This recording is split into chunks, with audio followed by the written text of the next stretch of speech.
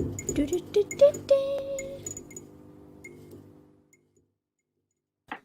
I love those little videos. Welcome everybody to this fabulous workshop introducing Kate Molloy, who's going to be presenting Familiar Faces and Shared Goals, evaluating the impact of an open community during the COVID-19 pandemic. And I know you're here, Kate, representing a team of people. I am so excited to hear this because, you know, you were doing something anyway, and then the pandemic. So, you know, lots of learning from us all. I ought to introduce myself if you've not been in a session with me before. I'm Lou Mycroft, and I'm introducing Kate, who is the part of the NUI Galway project enhancing digital learning team. So, wow, over to you, Kate.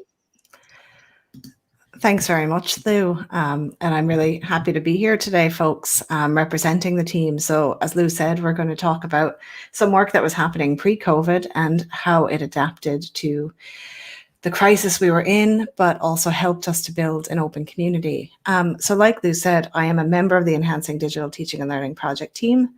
And that project was up and running in 2019. I think I joined sometime in that summer.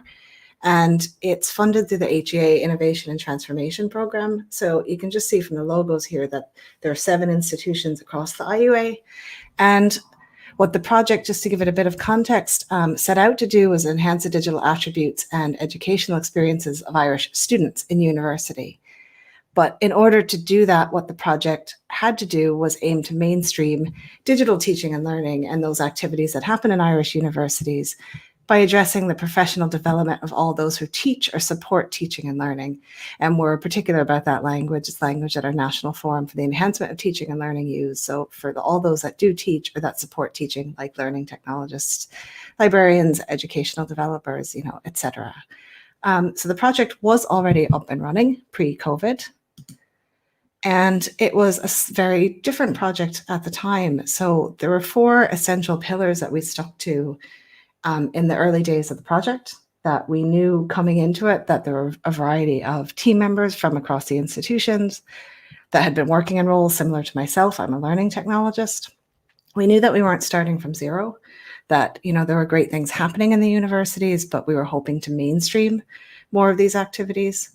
We certainly were taking it from the approach of pedagogy first, is that we wouldn't be selling technology and selling techno-solutionism, that we would be focusing on good practice and good pedagogy.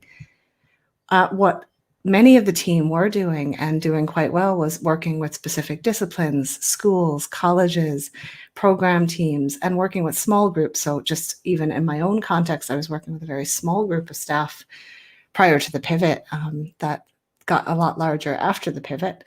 And one of the most important pieces, and you'll see this evidence on our slides, I think in our next slide, is that we really wanted to include students as partners. So eventually we did hire many student interns across the project, across the institutions, but the inclusion of the student voice and that partnership was core to those values that we set out with. And, you know, those values are still largely in place, though the project has taken a different shape. So as you can just see here, evidenced with the team that was built. So I said I'd come along in the summer. Obviously, you know, it can take a while to build teams across 7 institutions. But what you can see the breakdown of here is team members from across those 7 institutions. In the green, we have the project resources, the project manager, Sharon Flynn, but in the black there, we have listed all of our student interns across the institutions. So we have a very dedicated group of students working with us. We have our intern Rory that works with the IUA team directly, and the students that are out across the different institutions. So that student voice has really been included and really valued throughout the project. So a time just over a year ago, when we were still meeting in person and still thinking about where to take the project in terms of staff development and staff support and building community, when the project team was more or less fully formed in January 2020, by February of 2020, we decided to establish this IUA DigEd community. And we thought about our webinars, that we would have regular webinars that would take place on Mondays from 12:30. We would have them every 2 weeks. The topics would be mostly varied based on certain activities that either were taking place within the sector or expertise within the project team. I remember some of these early ones. They were very informal. They were based on our own practice. They were very much warts and all. They were not polished. We presented on topics like work and learning design or virtually connecting. I did a couple of those, but very informal and just very focused on sharing practice. So we focused on conversation and questions. Discussion was encouraged. And the way these worked, it wasn't a typical sign up that we sent an email notification to a community list. So we asked folks to sign up to a list and they were notified ahead of time, and all of our resources were made openly available. So at that time, considering that we were just before a major pivot, we were more or less guessing and anticipating that the folks that would be coming to these sessions would be largely those who support teaching, maybe more than teachers, tutors, academics, just given the nature of what we were talking about, that the topics would be quite relevant to those that work in learning technology or education development or student support, librarians, etc. Obviously really relevant to those that teach if they wanted to improve upon practice or really have some discussions within the community. But for the most part, we thought and could see from the folks that were coming along that, that it was more those who support teaching.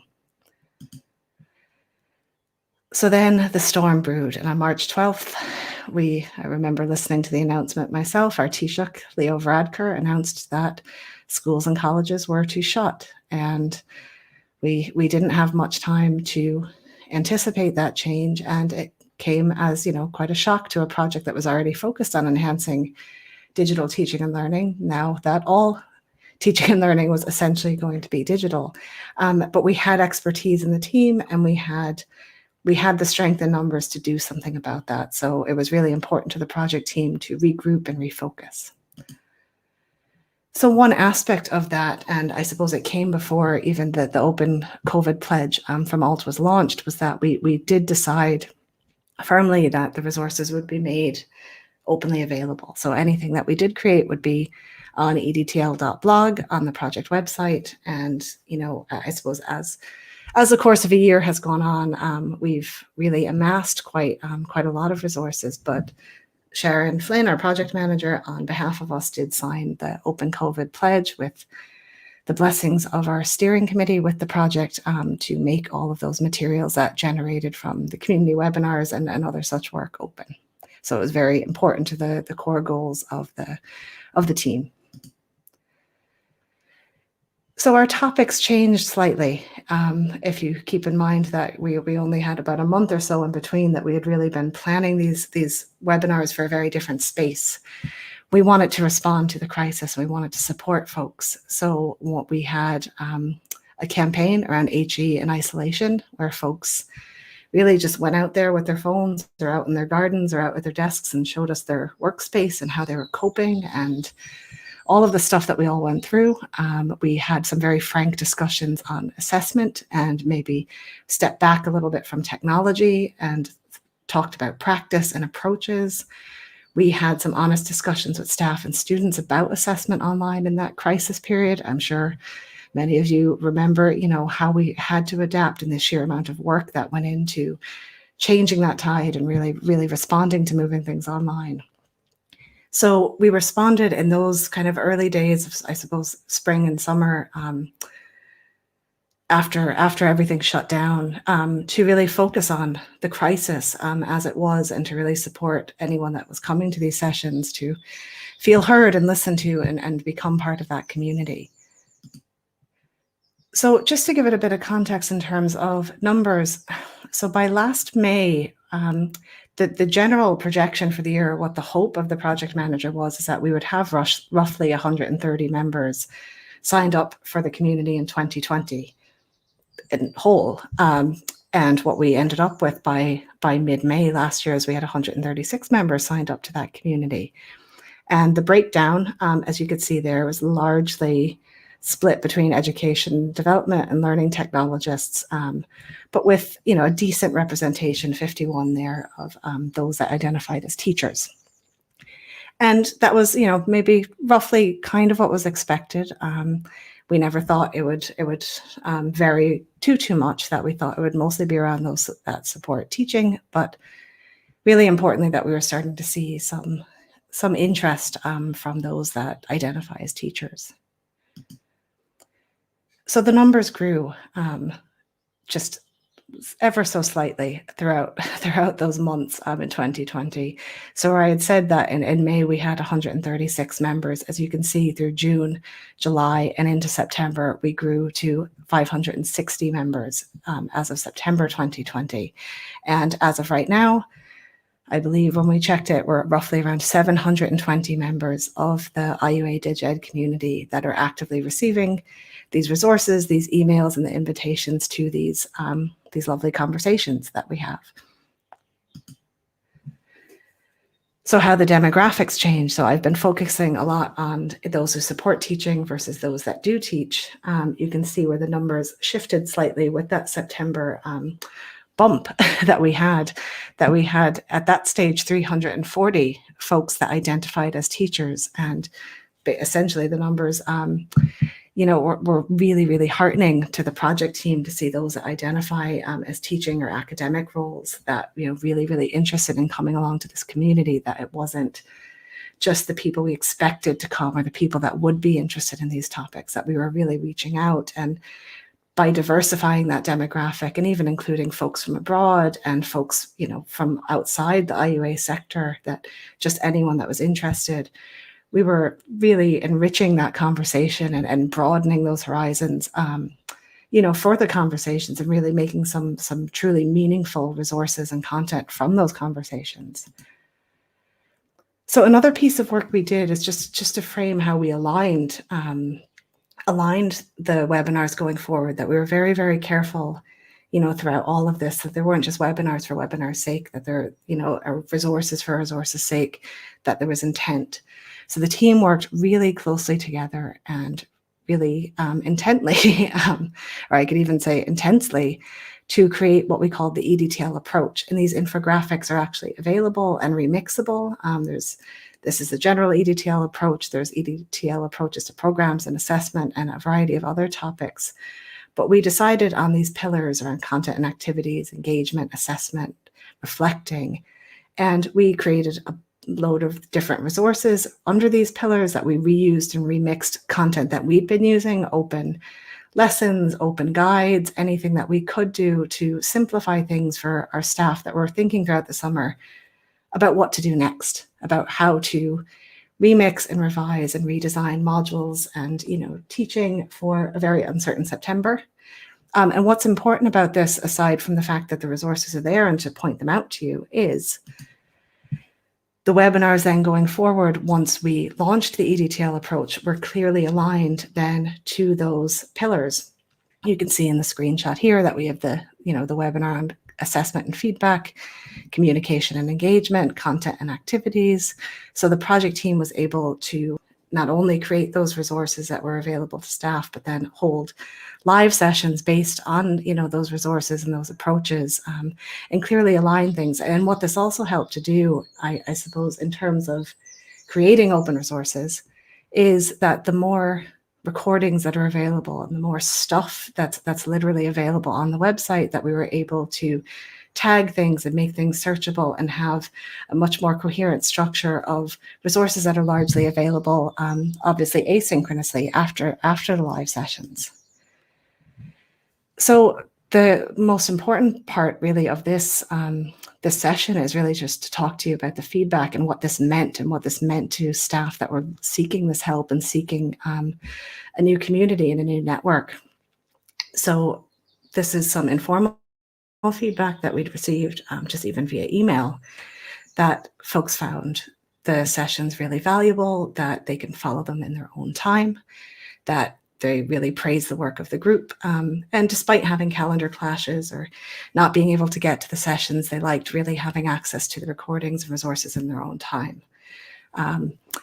And they were really interested in sharing a lot of that work with colleagues when they'd see something useful. And we got a lot of feedback around that as well. So just some more feedback here that folks, were really liked the hour format, that there was a lot packed in, that it was a useful hour of their time, it was well spent.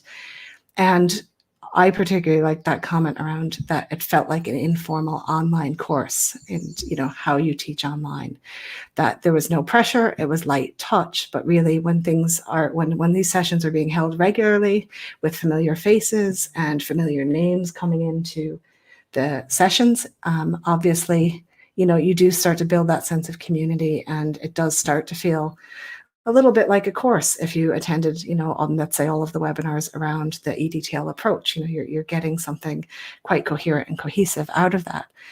And just, in terms of other feedback, that just remaining positive and embracing the challenges. So, that I suppose that what the vibe that came out of the group really was that, we did soldier on despite everything. And it's not that anyone wasn't going through their, own personal issues throughout a pandemic, but I think that community of care and that the warmth of the project team really came through in some of those live sessions that maybe wouldn't have come through in just creating resources and putting them on the website. So it's just been really heartening to see folks and outside the project team, I should say as well, that come in and share their expertise and share their time so generously. So in terms of the evaluation, getting on to our last piece, we sent out an evaluation about the community at the end of last year. It's open, I think, through January. We received 37 responses, but the really heartening piece of this is around the engagement, that if you just take a second to look at the breakdown here, have you engaged with the community? So we all know we sign up for things and, we don't always get to them or we don't always engage, and it happens, people are busy. In this case, you have a pretty even breakdown around those that said they've either attended the webinars live, or they've watched the recordings, or I've accessed the resources, or I have recommended webinars to colleagues. None said they hadn't engaged. And I hear a lot of informal feedback around that as well at NUI Galway, that folks that can't come or have a clash or maybe don't work on a Monday, people watch them back, take some notes, look for some resources that are associated with it. So it's always nice to know that, even if folks can't attend the live sessions, that the resources are meaningful and that they're having an impact for staff that are maybe feeling like they're a little bit lost, trying to find their way as they redesign their teaching. So we also asked, how useful are the webinars and resources to you? And out of those responses, the average number was quite high, 8.59, that anyone that had engaged found the resources really useful. And just in terms of question 5, that was based around, have you changed your practice, or is there anything that you would change about your practice based on coming to these webinars? And really, really hearteningly, what have you learned or put into practice? That the main findings that we took out of this report was that staff did say they had increased their focus on the student learning experience. That was, I think, helped and highlighted by the fact that we had such a strong student presence in the webinars, student-led webinars, the presence of our student interns, that, the presence of the student voice. Certainly that they had applied the resources in their teaching practice, so that they had, because we, I suppose, got some stuff out there in good time, but also kept the community going and stronger and almost building momentum throughout the entire course of 2020 and into 21, that there are resources there are good resources there, and we're amassing those resources to some extent. That we modeled good practice in terms of running the webinars, at how to run an engaging live session, how to have online presence, how to generate warmth and welcome your participants in an online session. There were comments around that they certainly learned something to take away from those live sessions. Our participants noted that, anyone that was supporting staff development noticed that they could take away some of our tips and tricks from those webinar sessions. Others noted that, enhancing their reflective practice, that having those conversations was really, really useful. And the other piece was, and I want to ensure I keep to time, is the membership of the community, is that feeling that you're a member of the community. So just very briefly, The community largely felt very collegial, very inclusive, quite diverse, and felt very friendly. Some folks were too busy. Time was an issue. They felt they were a bit limited, but we're all strapped for time. The really important piece of this is what's next. We've shortened our sessions to 1 hour. We're making sure that we're not keeping folks online too much. We know it's a strain. We know that this is very difficult. But in February 2021, and this is my last slide, so I will keep to time, is we started join the conversation session. So every second week, rather than having a formal webinar, but at the same time, same place, so that folks know where to come, we just have an informal conversation on the same topic as the previous week. But because it's lunchtime, we just encourage folks to come along, bring their lunch, tea, coffee, and chat. And the conversations are not recorded because we don't always want to be on. We sometimes just want to sit back, have that support, have that, that networking and that time, and even to vent just to other colleagues and to the project team, and just really have a conversation rather than any formal session. And also we've learned from shifting to those type of sessions that in some of our recent webinars, we've taken a more conversational approach. So rather than presenting like this at someone for 20 minutes, we've had full-on conversations where we're including everyone on the project team, including others, and just taking that more informal approach to these online sessions. So, based on all of that and many, many webinars and building that community, it's been really, really useful for us in sustaining really a lovely open community, and it's been great to work with. So if you have any questions. That's brilliant, Kate. Thank you so much. The warmth of the whole project really came through, that practice and ethics of care. We're out of time, but what's brilliant is that Sharon has been in the chat, so she's been answering questions as they've come up, and maybe take some of that over to Discord. But it's been an absolute joy. Thank you so much, Kate. Thanks a million. Nom nom nom.